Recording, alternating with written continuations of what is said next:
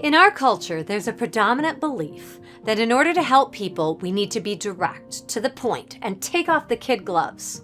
This method is often portrayed as a loving approach by using the phrase tough love. Many people believe that this approach is the only way to get through to someone and to help them make positive changes in their lives. I have to say that I respectfully disagree. In fact, this was the whole reason that I created my coaching practice in the first place. It's the same thing that allows the women I coach to become free to create the lives of their choice out of a place of being accepted and loved for who they are, instead of a place of shame and guilt over what they should be or shouldn't have been. Most of you find yourselves here because you've seen enough of this kind of tough love to know it's not working for you. You want more because you know you deserve more. I know all about tough love. I've seen firsthand the damage that it can do and the ways it can adversely affect so many people who are given their share of tough love by some of the most well-intentioned and well-meaning people. It's a concept that our culture has come to accept and expect from everyone dealing with those who they feel need to be taught, to be molded, to be shown, to be educated, to be straightened out. From the parent who takes a tough love stance with their children, to the teachers who believe that this is the way that human beings learn, to the counselors and the members of the clergy, to the court system and government. The tough love stance is everywhere. And we've been so conditioned to believe that it's the only way to deal with the ones who need it in order to be put back on the correct path. But the truth is that the exact opposite is true. This isn't how we heal. This isn't how we grow. This isn't how we come to see what we need to see, to change our old ways and begin something new. We're not going to grow because someone makes us feel like there's something wrong with us for not being able to see what they can see so clearly from their outside perspective. We're not going to heal when someone shames us because we're so mired in what we've been through and what we all still struggle with that we can't get past the shame and the guilt of being who we are. That's not going to help us see what we otherwise can't see. In fact, the opposite is true. We don't heal by being made to feel that there's something wrong with us, no matter how well-intentioned that person practicing tough love with us might be. Because no matter how much we should be able to see the truth for ourselves, no matter how much we should be able to understand the results of our actions, when we're going through it, the fact is we just can't see it, no matter how clear it is to anyone else. When we're in that place, it's so difficult to see the reality of what is instead of the fairy tale that we so want something to be. And being told that we're wrong, being denied our feelings and our perception that are so real to us, only makes us feel worse about ourselves. It doesn't help. And what do we do when we feel bad about ourselves? Do we rise up and become that person that someone believes we should be? Or does their tough love stance toward us tap into a different time and place and only reinforce our own long internalized beliefs that there is indeed something wrong with us, that we are inherently bad, and so we deserve to be treated this way? It's so familiar that of course it jolts us into reality and leaves us saying whatever the person practicing tough love with us wants to hear. And so we agree that they're right and we're wrong.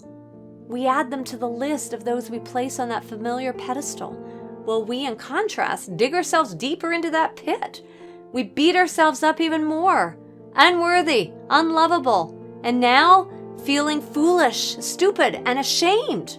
These are just some of the gentler words that we use to describe ourselves once it's pointed out to us so obviously what is wrong with us. Again, for how could we not see it coming? How could we really believe it was going to be different with him?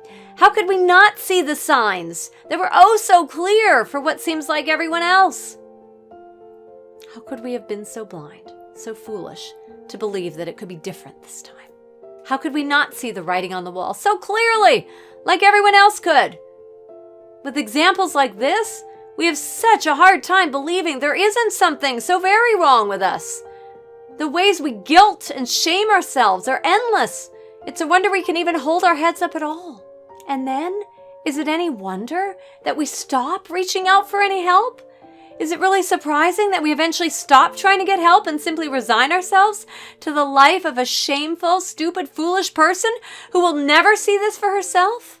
And so, we keep finding the ones who treat us this way, who reinforce the bad and refuse to acknowledge that there might even be another side of these qualities worth something, worth salvaging at all. You see, it takes so little for so many of us to pick up on what isn't said.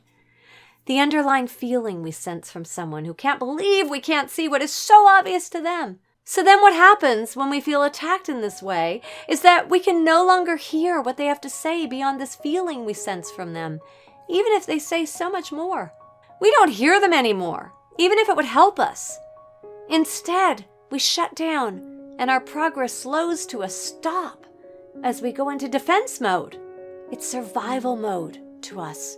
It's how our story gets so strong. It's how it gets so deeply embedded in our consciousness. It's how it becomes our reality. We've got to do something, anything, to get a little piece of ourselves back. This isn't how we heal. This isn't how we come to see what we need to see. This isn't how we become motivated to get up, to take that first step, to try to do something different again. This is the opposite of how it's done. And it's this opposite approach that is the only one that I employ in my coaching practice. That's how we heal. It's how most of the beautiful souls that I coach find themselves able to see things differently, to connect the dots for themselves because I accept and I love them unconditionally, to a point where there is no need to defend, only to do the most loving things they can do for themselves. We need our feelings, our very real feelings, acknowledged. We need to be heard and understood. We need our reality accepted as our reality and not our fantasy right now. In our own way, we'll get there. But accept us where we are right now. Not tomorrow when you start to see a change in us. Not when we start to show some progress. Not when we stop being such a disappointment to you. Love us now. Love us right where we are. Are we really that unlovable? Are we really that bad? Do we really not deserve to be loved for who we are? We know all too well just how human we are. We know we're not perfect. Oh, how we know. But we're doing the best with where we're at right now. We're feelers, we're lovers, we're dreamers. We see the potential in someone that only we can see. We see the story in something that only we can see. Can't anyone see the beauty in us? The beauty in the other side of everything that we've been shown is so wrong with us? Call it tough love, defend it as much as you like, but the way that you chart a path of hope to our hearts and souls has nothing to do with anything to do with tough, and especially not that kind of love. It can only come through love, the unconditional kind, the kind that acknowledges that you're okay, just as you are right now, today. Yes, I have hopes and dreams and plans for you that I can't wait for you to discover for yourself, but they won't mean anything if they don't come from you, if you don't discover them in your own way and time. It doesn't matter what that looks like to me. It only matters that you see the love and acceptance that is always there for you. That's how you'll get there, and I know you will.